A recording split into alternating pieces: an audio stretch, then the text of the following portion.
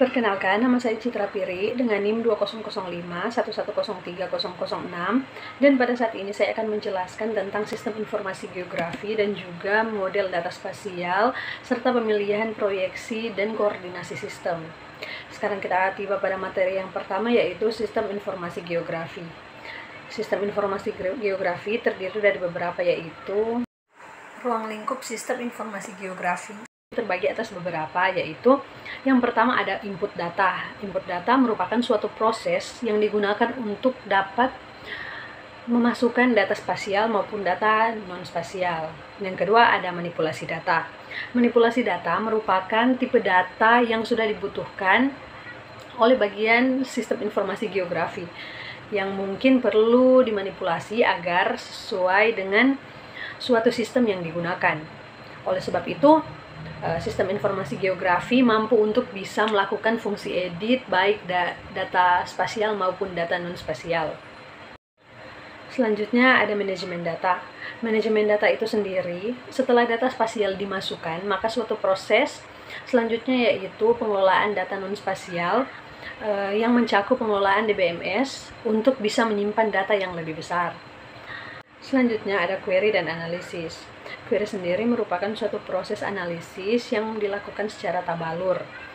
Secara fundamental, sistem informasi geografi bisa melakukan dua jenis analisis, yaitu analisis proximity dan analisis overlay. Selanjutnya ada visualisasi, yaitu peta sangat efektif untuk bisa menyimpan data dan memberi informasi geografi. Selanjutnya ada latar belakang dan perkembangan sistem informasi geografi. Menurut Anon 2003, ada beberapa latar belakang berkembangnya sistem informasi geografi, yaitu yang pertama, sistem informasi geografi menggunakan data spasial maupun atribut secara terintegrasi.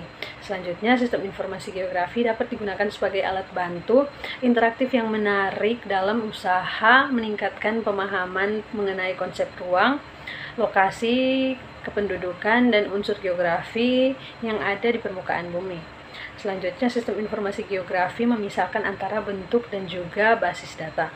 Sistem informasi geografi memiliki kemampuan menguraikan unsur-unsur yang ada di permukaan bumi pada kedalaman beberapa layer atau conference data spasial. Selanjutnya, sistem informasi geografi memiliki kemampuan yang sangat baik dalam memvisualisasikan data spasial seperti atributnya. Selanjutnya, semua operasi sistem informasi geografi dapat dilakukan secara interaktif. Sistem informasi geografi dengan mudah menghasilkan peta-peta tematik. Sekarang kita tiba pada komponen sistem informasi geografi. Komponen sistem informasi geografi terbagi atas tiga, yaitu yang pertama ada perangkat keras atau hardware, yang kedua ada perangkat lunak atau software, dan juga yang ketiga ada manusia atau user atau brainware. Perangkat keras atau hardware merupakan perlengkapan yang mendukung kerja sistem informasi geografi seperti CPU, flash disk, printer, scanner, plotter, dan juga masih banyak lagi. Selanjutnya ada perangkat lunak, yaitu komponen sistem informasi geografi berupa program-program pendukung kerja sistem informasi geografi seperti input data, proses data, dan juga output data. Selanjutnya ada manusia, user atau brainware, yaitu pelaksana yang bertanggung jawab dalam mengumpulkan proses, analisis, dan publikasi data geografi. Selanjutnya ada cara kerja sistem informasi geografi. Untuk cara kerja sistem informasi geografi terdiri atas 4 tahap, yaitu di tahap yang pertama adalah tahap pemasukan atau input yang terdiri atas sumber data. Yang kedua, proses pemasukan data yang terdiri atas data spasial dan juga data atribut. Tahap yang ketiga ada tahap pengelolaan, dan juga tahap yang terakhir ada tahap keluar atau output. Selanjutnya, kemampuan dan manfaat sistem informasi geografi yang terbagi atas dua, yaitu yang pertama fungsi analisis.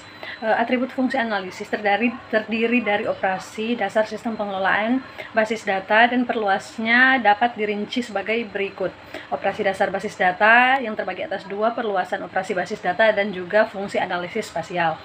Selanjutnya ada fungsi analisis spasial yang terbagi atas beberapa, yaitu yang pertama klasifikasi, yang kedua ada network, yang ketiga ada overlay, yang keempat ada buffering, yang kelima ada 3D analyzing, dan yang terakhir ada digital image processing.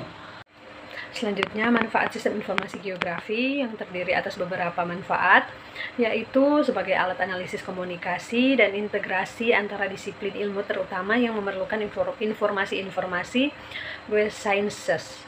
Yang kedua, memecahkan masalah seputar akurasi representasi, akurasi predikasi, dan keputusan yang diambil berdasarkan representasi, minimalisasi volume data yang digunakan.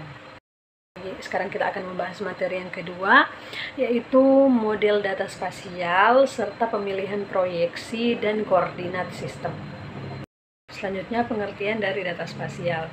Data spasial sendiri merupakan data yang bisa menunjukkan lokasi atau letak data tersebut di permukaan bumi.